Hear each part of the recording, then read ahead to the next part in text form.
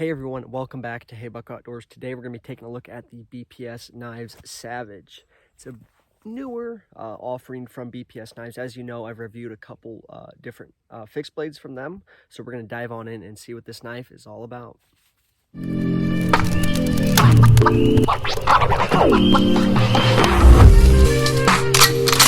Before we do so though, please do me a huge favor. YouTube is being YouTube right now and unsubscribing people left and right. Do me a huge favor, smash that subscribe button if you have not already. Like, share, comment. That's the best way to support the channel if you like what we do here.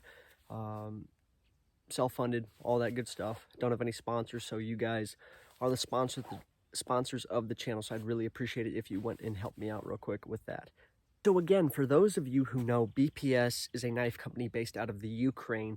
Now what drew my attention to this particular knife is it just screams utility, right? When I look at it, I'm thinking almost like a kitchen knife, but not quite.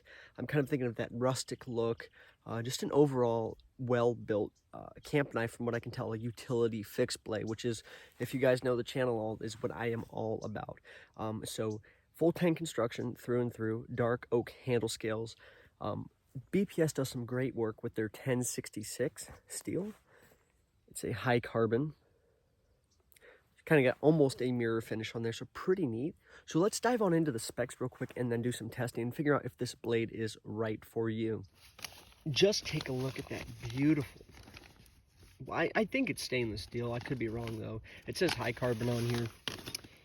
1066 high carbon. So either way, it's a beautiful, beautiful looking knife. I'm just a huge fan of the contour of that handle also.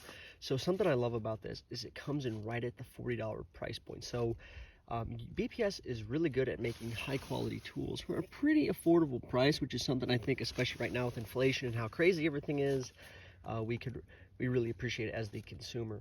A 4.5 overall blade length, as well as 4.5 handle length, full flat grind. That's where it differentiates from the different BPS knives offerings.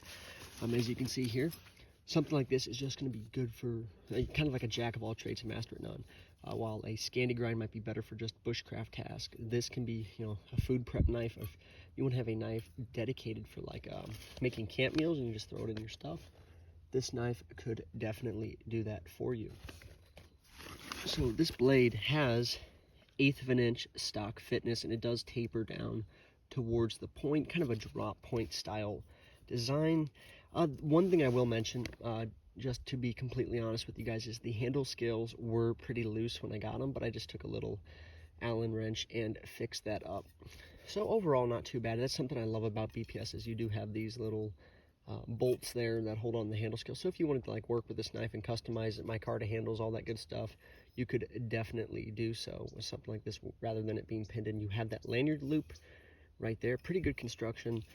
Just feeling it in my hand, I'm not noticing any necessary hot spots. I mean, I felt more expensive knives with worse quality control than this, so definitely no complaints. The handle, 3/4 of an inch thick, so doesn't really seem to taper all that much, and you do have kind of like that bird beak that comes down, so you can really get some good wrist action. The leather sheath, I'll break out here in a second for you guys. Again, so taking a look at this leather sheath, beautiful black stained leather. Some pretty good stitching here. You do have a brass, looks like to be a brass button right here at the top, coming down. I don't notice a drainage hole in this particular example. If yours has one, let me know in the comments. Maybe that's just a manufacturing defect. Anyways, moving on to the belt loop and the dangler. Something I love about a couple of the BPS knives that I have particularly had the chance to take a look at over the last few months is just the belt loop.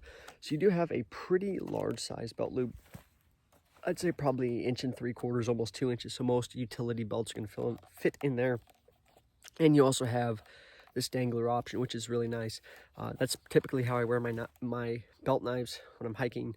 That way, if I have a sternum strap or whatever, I don't really have to worry. Tension, it's brand new. Obviously, if you want to wet form this, I mean, with it being brand new leather, you do have to take some pressure to get it out of there. But overall, no complaints. So let's move into testing. I've got some paracord here, just in spare. I was doing a little project with this last weekend on a video that came out before this, my survival camp, and use this to haul my wool blanket around. So we're just going to cut it Again, hardly any pressure needed. Double loop, a little bit more pressure, but nothing too crazy. I will say it was pretty sharp coming right out of the box. Boom. Again, no complaints there. Let's move on to test number 2. We have some cardboard here. Let's just see how it does. Cutting through that. Getting hung up there a little bit. Let's feel that edge.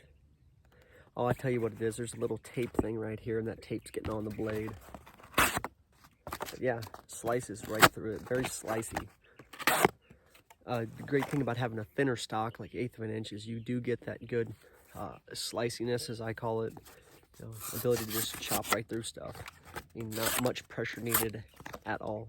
Sweet, let's move on. Let's go ahead and make a quick spear point. One thing I will mention, if I did not already, the sheath is right hand only, so us wrong-handed folks are just gonna have to suffer on that one. But overall, I don't mind wearing it on the opposite side, cross-drawn and almost. I will say, not noticing any hot spots yet. That full flat does lend itself to be a good utility blade. Obviously, a Scandi would probably be better for this. But I'm not noticing any issues yet. It's pretty slicey, and it's taken off a decent bit of that material.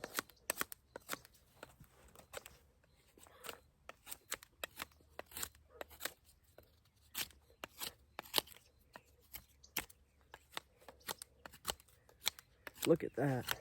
Yeah, in the matter of a minute or so, got a decent little spear point going. So very good. Let's move on. All right, let's see how it does at some chopping. I have a piece of wood here that's probably about the size of a quarter, if not a $1/2 a round. Now you do have that lanyard hole, so you can put a lanyard through there if you're going to be doing some minor chopping.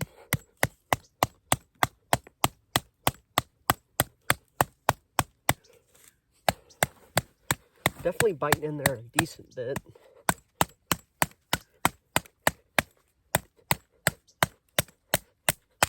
Boom. In a matter of half a minute or so, we were able to chop through that pretty good.